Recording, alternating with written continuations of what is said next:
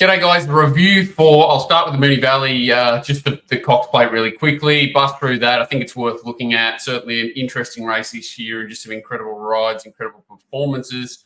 Not sure whether it's worth reviewing for oncoming races, but certainly worth looking at just for interest's sake. And then I'll get straight into the Spring Champion Stakes meeting, try and get through that as quick as I can. So certainly I do think are worth looking at. Mainly the start and a few of these rides are what I want to highlight here. This is Mr. Brightside coming out. This is Militarized in front of it. Dewey, who obviously an unlucky runner in the race. Alligator Blood. So most interesting is how Craig Williams gets this horse somehow in front of both these horses on the rail is an amazing effort. So King Colorado pushes forward from out wide. Zaki pushes forward. Alligator Blood ends up getting pushed to the rails. Somehow this horse ends on the back of of Alligator Blood, which is basically, the key to the whole race. And then you've got Romantic Warrior who pushes Alligator Blood to the race, so to the fence. Keys to the whole race, really, and how it sort of unfolded. So just incredible here to see what Craig Williams does. Somehow, as the horse to sort of get in there, and then for whatever reason, I'm not going to bag anyone in this race. It is quite an interesting thing. That's Prince Rupert on the interesting. It's the only place I could find the overhead. And this is the stewards' footage. So yeah, clearly see that Militarized basically has crossed Mr. Brightside there. Somehow Craig Williams navigates that path to sort of get in front of it, whether he's a little bit green there or just wanted to stay off the fence, Zach, or something happened. And then Mr. Brightside sees that opportunity. You can see that Tim's trying to stay off the fence desperately on Alligator Blood as well. He's basically in line with Militarized there. And here he is here, just desperately want to staying off. And then just that pressure of the horses outside has pushed him to the inside. I'm sure that he would have loved to see Mr. Brightside holding that position and taking that spot. And that would have forced a Romantic Warrior to possibly sit wide. So there's a lot of keys, and that was basically in the first half of the race that made the decisions for the second half of the race. You can see Fangirl way back in the field there, just caught in a horrible position, pulling on the back of sort of Gold Trip with Pinstripe holding it in. So at this stage, they've sort of all taken up their positions. They do go really hard. To their 600, 800 metre mark, they've gone really hard here. So they've basically kept the foot down throughout. They come home in sort of even time for the grade. They've run a really fast time overall. The other sort of interesting point is that James McDonald, I don't think he eases. He just identifies that the pace is so fast that he doesn't want to pressure his horse to hold the back of the Zaki. And in allowing Tim to come out, he's let the horse that he probably knows is going to take him into the race find a position that's dangerous, as in he's going to get to go when he wants to go, but he's going to take James wherever he wants to go. And he's also confident that the speed is there in the race, that he doesn't have to pressure his horse to, number one, hold him into that spot. Number two, get into the race at the end of the race. So he's conserving energy. You can see he's not like off the bit here, whereas Alligator Blood's traveling. And we come to the turn, and you probably want to be, you've got Dewey who's snuck up behind the leaders here, Gold Trip, Fangirl sneaking up behind. King Colorado's already under pressure, which is understandable. A 3-year-old that's ended in a really high-pressure race and burnt the candle early. Militarized, and then these guys are basically the three that don't come into it. But very interesting. Like, you don't really want to be on Romantic Warrior with any confidence here. You probably want to be on Alligator Blood at this point, or you want to be on Dewey, or you want to be on Fangirl if she gets a split. Mr. Brightside obviously back to the inside, and look at the overhead now. So if I get rid of that, it should pop up. No, it won't.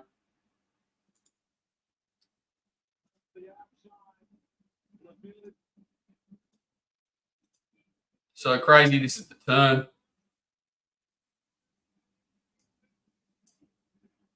Yeah, and Dewey just desperate for a run. Fangirl desperate for a run. Mr. Brightside only looks like he's battling, and he picks up. And as good as the ride was from Craig Williams, this horse has had to do a little bit more extra work there in that first part of the race where they're really going quick.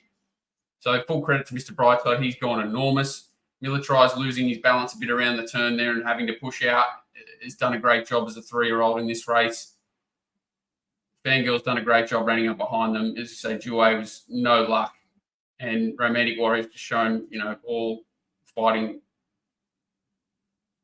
credentials you'd love to see from such a good horse who had 2,400 metre form. So, you could say that a number of horses could have won this race with even luck and different draws and all that. Mr. Brightside's probably the one that's most unlucky for mine, just because it's missed the cut. He got a great ride and it's got beaten and nose. The ride of the race for me is the winner, Romantic Warrior, along with Mr. Brightside. Circumstances sort of were against Mr. Brightside early, whereas Romantic Warrior had to make his own luck, pushed Alligator to the fence, got the track up off him and gets the bobbing on the line. Nothing really wrong with what Damien Oliver's done. They've gone that quick early. He's allowed Mr. Brightside to cross him just because they're going so fast. So that horse has had to work extra hard to take up that position.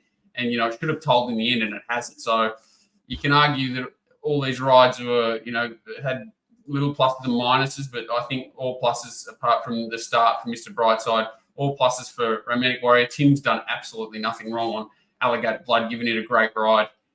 Nothing wrong with the ride on Zaki. He sat outside the leader and he's gone huge, considering how hard they've worked. Due a little bit unlucky. Fangirl arguably a little bit unlucky. Gold Trip had its chance, but no surprises to see him just a little bit one pace coming back in distance off a couple of hard run races.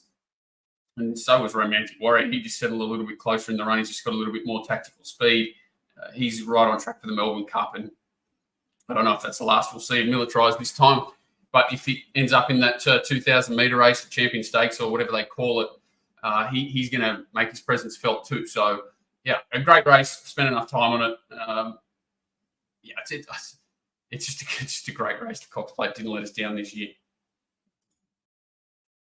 Race 1 at Randwick is an 1,100 metre midway. IPO eventually wins the race. Probably not a very exciting race, and every horse basically had its chance except for the favourite, Chief Conductor, who missed the start here in the, I'm not sure what they're called now, Domeland colours in the red and yellow. Sort of gets caught wide. The apprentice maybe just panics a bit, and then the horse gets stuck wide and over races. Cuban Grand Chico also out there, number 4, the big horse, is facing the breeze. Don't think it eventually gets in and is up there sort of while they're going a little bit quick. And I didn't think it was a bad run first up. He's a bit of a forgive.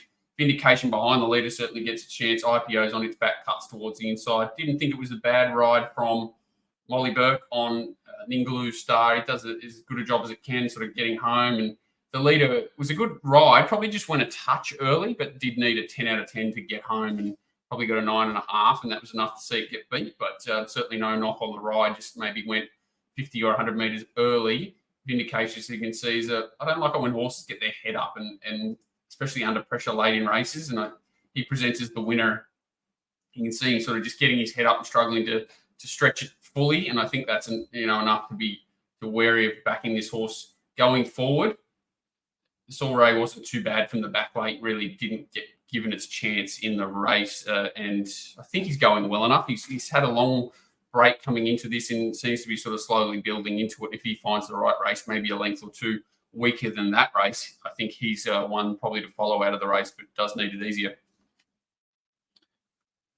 Race 2, and Marnix wins this race. First up, blinkers off. I think, I'm not saying it wasn't trying, but I think they would have been very happy, a little bit surprised to win this race. He had trialled up and looked like he was going well enough, but maybe this race just came up a little bit weaker than what probably people anticipated. A little bit of a speed battle up front. Wizard of Oz got bluffed out of an on-pace position, and that probably cost it the race. Kimberly Secret ends up outside the leader. Dollar Magic leads and has its chance. Pioneer River get a little bit keen behind the leader, you can see, and runs its racing patches. 7 Act is a weird one, sort of tracks up and looks the winner at this point, like a horse that's probably going to get to the middle and explode, and he sort of finds a negative gear and then again through the line sort of picks up again. Dalalart's always a tricky horse to follow. Doesn't really get a lot of room. Capistrata was a bit plain here, and his Marnix back in the green. Castelvecchio colours comes back to the inside, and probably the horse you don't want to be on at this stage, but ends up winning the race. So, yeah, there's bunch margins. The race overall is not great. They do go a little bit, above average tempo to the turn and come home a little bit below. The race overall is a little bit below. There's nothing really wrong with it. These horses just tend to take a bit of turns, and that's kind of how it's fallen out. Wizard of Oz, arguably the best run in the race. Yeah, I don't think there was much between them. Probably Capistrata and Sevenac are a bit funky. The runs, atmosphere was just okay. So was Delalat. Nothing I really want to follow, or nothing I really want to sack with any consequence out of race 2. Race 3, and a good ride here from Jay Ford on Bandy's Boy. There was a change of tactics to be ridden more positively, and he actually nailed it. Maybe a little bit of luck to land in a perfect position, but you always need that, and a bit of positivity, tends to bring that about more often than not. So a really good effort from Jay Ford on Bandy's Boy here. Just trying to bring up key race stats. So, yeah, Super Extreme finds he's back. This is in the Derby Syndications colour. So they're just off speed here with a bit of cover. They do go along pretty quickly. Love Shuck's a horse behind the lead, is a bit of a sad tale in this race. Never gets its chance to show what it's made of. Rajnish behind it. Thought it wasn't a bad run, just maybe balked at the wrong time. Most runners, we should have said, had their chance here. Florino got a bit keen and a little bit disappointing, no doubt. The favourite, Sanctuary, the stablemate, actually beats at home. This is Bandy's Boy coming to the outside. Probably got there a little bit soon than he wanted to, and I thought Super Extreme might be a bit dangerous late, but does a good job to kick in and hold them off. That's Love Shack back on the inside there that goes to the line untested. This is Drama just coming through the middle here. Didn't mind its run first up. It's actually a good ride from the gate. He's always a hard one to catch. But yeah, did a good job to hold off a horse like Super Extreme, who, even though it was rising in distance, had a lot stronger fitness pace. So, and I think he can go on from this Bandy's Boy, whether he stays in this grade or goes to a little bit higher. It's not easy to sort of graduate out of highway grade into higher grade, but if he stays in this grade, he's very dangerous at his next start for sure, especially around Randwick. And with a ride like that, he's a horse that's better than highway grade. There's no doubt. Bandy's Boy. Rajnish sort of show went back towards the inside. He's probably looking for a little bit further, just got sort of checked and held up.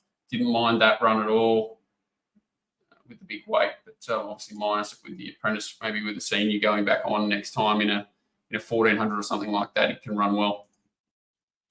Race 4, mile race. This is just a benchmark 78. Really average race, this one. They absolutely walk. They don't really break the sound barrier coming home. They don't do a lot, to be honest. The race overall is pretty poor. Cinquettore pulled up with the thumps. The favourite looks like it had every possible and went very poor. So main things to talk about in this race is this horse here, Territory Express. Been set an absolute nightmare of a task. His prep just keeps sort of racing and racing and racing. It's had a lot of runs early at its prep, missing the start. And he's probably the one horse in this race so I'm actually interested in going forward. The rest of them, probably jury's out.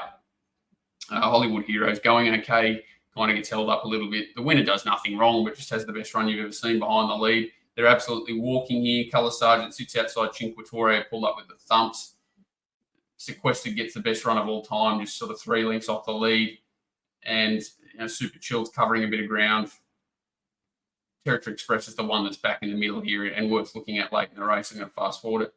So this is Territory Express tracking through. Sequestered's had the uninterrupted run, presents like the winner, doesn't do a lot. Cinquettore obviously pulls up with the issue. Hollywood Hero looking for a run. Pervade here just had the best run of all time. Doesn't have to do anything in the run. Doesn't really do anything coming home. Whereas at least Territory Express is running, the fastest last 200 of the day, fourth fastest 600 and third fastest 400 of the day. The horse is just absolutely flying, and I'd say it's clearly the best run in what's a pretty average race overall, but very worried about sort of taking this form anywhere. So be very wary of the winner.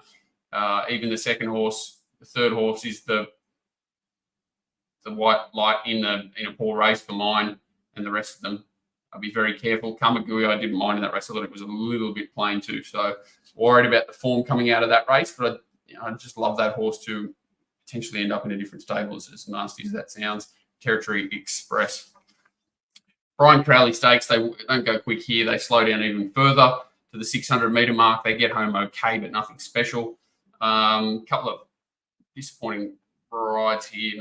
Just misjudgments in tempo for mine in this race. Cost horses good chance. So Keenan, I think, just went too slow in front. The other horse that I thought needed to be ridden a little bit more positively is Midnight Opal. It comes out completely neutral. Then just all he wants to do is reverse park. It's in the Australian bloodstock colours. Mumbai Muse gets the absolute perfect run. Fire Lane gets a nice run. Armed Forces gets back on the inside. Falcons gets a 3 wide trail up, and General Salute's sort of stuck facing the breeze. So my argument here is that, number one, they're going too slow in front. Number two, I think he should have had better judgment on Midnight Opal to understand how slow they were going and either end up outside the leader or 3 wide outside the leader where General Salute ends up. It's probably, it was a lot more than a length in front of General Salute at one point. Easily could have taken up that position. General Salute eventually takes up that spot and only gets beaten narrowly here. So I don't think it was a huge disadvantage in this race. We gave it a bigger disadvantage by taking it back into the field, I believe, here. And his effort was pretty good. You can see Keenan's just gone way too slow and through the line. If anything, he's building his revs back up. So decent enough from all these horses. I don't think there's much between them. I do think this horse is a pretty nice horse going forward. Midnight Opal. General Salute, again, he's just not his own worst enemy in this case, but he's certainly raw talent. He's done a good enough job. See Keenan sort of fighting back there, if anything, on the line after just going too slow and not taking advantage of his sustained ability to maintain even sectionals and his fitness base. And, even Horses wasn't bad. Fire Lane wasn't bad. There's not much between these horses. Just thought that, victim of circumstances in reflection, probably just went a bit slow and made a judgment call going too far back when you slowly run race. The winner back in distance, really fit horse that suited back in trip, has a nice turn of foot, had the perfect run. And second and third were just second, third and fourth all had little things against them. So even though there's bunch margins there, I think they should have been more bunched. And the race overall looks a bit average on paper. So jury's out. Again, nothing I want to be too negative about, nothing I want to be too positive about there. Probably just don't get carried away in the winner, if anything. Craven Plate race 6. Not a bad race this, and they come home really quick. Some good merit in the winner's run, the second horse's run. A couple of unlucky runners in, no compromise and Weta, but not too many poor runs here. I thought Numerian set a decent enough tempo in front, considering his second up, and just got out sprinted late maybe. He'll be better next time out for sure. The horse outside the leader was good, Skyman, but again, that sort of probably detracts from the leader's run. Added fitness, but he certainly fought on better than the winner did. Stockman, they tried to put in the race, he was just a little bit one-paced. He needs a little bit further. No compromise, and Weta are the two unlucky runners, Renaissance Woman and Zayreka. On paper, they're pace affected. They've had slow tempo against here, but they sprint really sharply and sort of round them up, and Zayrek just nails Renaissance Woman on the line. You can see no compromise, just having no luck at all. And even Weta sort of had to go back to try and force its way out and continue on. Fireburn was probably the horse that was a little bit disappointing here. And as I said, Numerian had its chance, but it was second up and probably didn't go as good as I thought, but it's only got beaten the length second up over 2,000. It's hard to be too harsh on it. But again, probably the margins are a little bit bunched and they should have been more. So these horses are all on track. They just need to be well placed for wherever they go. But all these horses, except for maybe Fireburn, jury's out a little bit there. The rest of them are all good enough runs to go to a race next time and be competitive, certainly. Spring Champion Stakes, and my favourite horse that I love to hate is Tom Kitten. I've called it Tom Melbourne many times. Finally got to see what he's completely capable of here. Got his chance, given a great ride. No knock on Nash.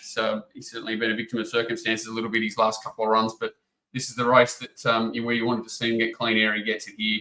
Bit of a stop-start race, and Adam really keeps his head nicely cool in the middle there, sort of holds that midfield position, really patient, and as soon as he saw the gap to get to the outside, he takes it. Not too many excuses for the beaten runners. They do go along very fast, so Rap Attack certainly entitled to get tired late, considering the stage of its preparation and how much work it's had to do. Kintyre had to do a lot of work.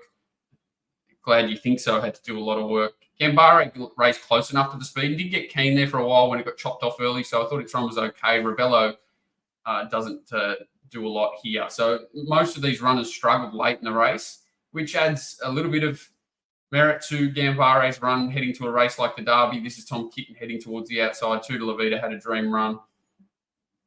Cap Ferrar just misses the boat a bit, whereas Tom sort of got the uninterrupted run. Cap Ferrar's walk for momentum has to come back around them and one back to the line. Definitely shouldn't have beaten the winner, but its run was okay. And this is Gambare sort of coming through the middle. I just love the tenacity he shows.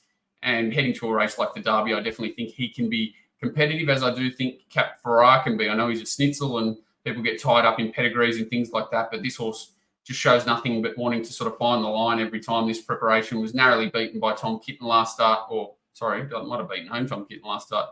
Tom Kitten beat him home late, but narrowly beaten there and, convincing here. But this horse is not heading to the Derby. This is, and so is this guy on the inside. And I think both of them can measure up to the Derby for sure. I don't think the Melbourne form looks overly exciting. Riff Rocket, or whatever it's called, is probably the horse to beat. It did have Sydney form earlier. It's prepped, then smashed him down there, and then I narrowly beaten the other day. But there doesn't look too many other scary horses around heading to the Derby. So I think if either of those horses back up, Cap Ferrar or Gambari, they can run well at odds in the Derby. The Invitation, they go quick here and come home a little bit below, but the race overall is pretty solid. Bit shattering for me here personally. I thought Magic Time was close to a good thing in this race. Just needed a little bit more of a positive ride when it came out. Not great.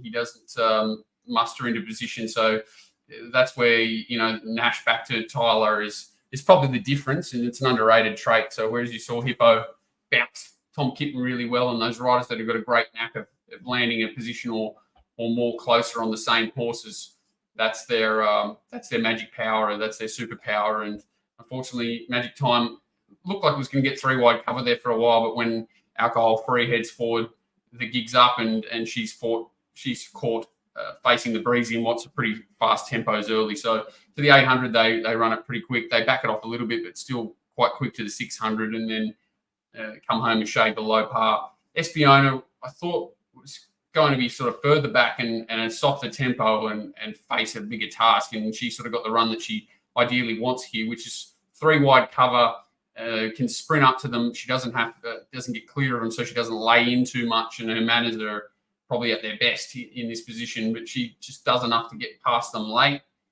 Ruthless Dame, certainly a much better effort than it was last week.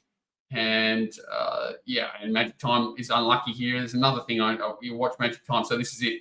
3 wide, no cover the whole way. Looks like it's about to let down here, and Royal Merchant comes and bumps it right there and knocks it off its stride. So huge effort from Magic Time. Royal Merchant a little bit unlucky for sure, but Magic Time for me should have won this race and should have won it well. Espiona, every chance, and you can see she just wants to dig in on the line. Just an incredible effort from Magic Time. Even Alcohol Free was coming back on the line. If anything, once she gets to a mile next time, she'll run well. Osbred Flirt, the same. Thought she was very good. A little bit unlucky and ridden back quite in behind them. She got a bit keen in the run for a while there too. So I think this form is very strong. Whether Royal Merchant is up to the first 5 across the line, I'm not sure. I'd love to see this horse back in distance, not up Ruthless Dame, but that's just a personal opinion. I just think she peaks out at this distance at 1,400, so I don't really want to see her go past this. 1,400's okay. The winner's flying. Magic Time's airborne. I think Alcohol Free is ready now, and Osbred Flirt as well. So they'll probably end up in Melbourne over the carnival, and I think they can all run very well in whatever race they do end up in. Stan Fox Stakes, one of the more disappointing races of the day, I'd say. The favourite was a little bit plain, ridden too close, I think, potentially Arctic Glamour. They do run along decent enough up front here, and maybe she was just ridden that little pair too close from the inside draw, and then she cops a bump, but she was still disappointing. Snowman had its chance, cops a little bump, but still a little bit disappointing. The winner had a really nice run. Ducasse did its thing out the back last and closed late. Queen of Dragons was better than I thought, which to me may be a little bit of a knock on the race. I've not got a huge opinion on it. Who else? Ostraka wide, no cover after jumping quite well. And the little pumper sort of got caught off speed as well, which is not its go. So, and Namesake dragged back to last. I think it needs to go back in distance personally. I don't think it runs the mile strong, even though it was ridden cold here. I thought it was pretty weak late, and back in distance is the go for Namesake, but I think it can win a race if it does go back in distance. Arctic Glamour bumping through here with Zondi. she just looks like the winner just about at this point. Snowman winding up back in distance certainly had his chance. And Creator coming off its back, she cast down the outside. Namesake looks like it's going to loom up and then peaks. And Queen of Dragons is not too bad through the line late, but had the soft run back towards the inside off the fast tempo. Even peer pressure got going and looks like it might run a race up to 2,000 metres or something like that. So, jury's out a little bit on the form from this race. I think they all need different things going. Snowman certainly had enough chances or enough racing this prep to be super hard fit. If they choose to race him on around this mile distance, he'll probably race well again. They'll probably give Arctic Glamour a break, I would imagine, off that. Creator certainly did nothing wrong here, just had an ideal run. So what you see is what you get. Ducasse is just hampered by its racing pattern a little bit, and I do think Namesake needs to go back in distance, but the race overall is not super strong, so they'll want to be well placed going forward or back in grade a touch, if anything. Lucky last is Gringotts race. They walk here up front. Gringotts does a good job to probably overcome it, the tempo, after being really casually ridden in the run. 4 for Cindy back with it. The horse up on speed, Portrait and Felix Majestic certainly had their chance. Probably went a bit slow, if anything, and Felix Majestic was disappointing. Russian Conquest lands in a perfect position. Prentice did a good job. He's probably the first one to go, and the horse probably looked the winner for a long time and just run down late. Bunker Hut's a little bit disappointing for mine, maybe out sprinted behind the leader. Slow tempo possibly against it, because Gringotts and 4 for Cindy do have a decent turn of speed, which they were able to show late. But yeah, it's hard to sort of make too many excuses for anything in this race. I think the right horse won. Got a little bit lucky that it gets that run through late and just able to get over the top of them. Had the right lead-up form, and you can see sort of had to switch paths and just get there late. Portrait, every possible. Russian Conquest, every possible. Felix Majestic, just about every possible. Same for Bunker Hut. And 4 for Cindy, if you swap the positions in run, probably wins the race. She's going well. What do you do with that form? Not really sure. I think it was a pretty steady race overall. They've run home in decent figures, but the overall time's pretty fair. And the meeting overall, nothing too exciting. Cox Plate was exciting. Probably the horses to follow for me are Cap Ferrara and Gambari if they lob in the Derby. I think they're around $15 and $14 is what I saw this morning. 15 Cap Ferrara, 14 Gambari. And I could definitely entertain having something on both of those horses against the favourite Cap Ferrara, Riff Rocket, which was, I think, like $2.60, something like that. It's probably the horse to beat, but I think the Sydney form's worth gambling on going back to that Melbourne race. And, I don't mind the backup off a Spring Champion for a Derby. I think it's a pretty good grounding going into a race like that. So more coming up this week. And what have we got this week? Melbourne Cup Tuesday, but that's the main race. That'll be the race I'll preview. Good luck, guys, and hope you have a great week.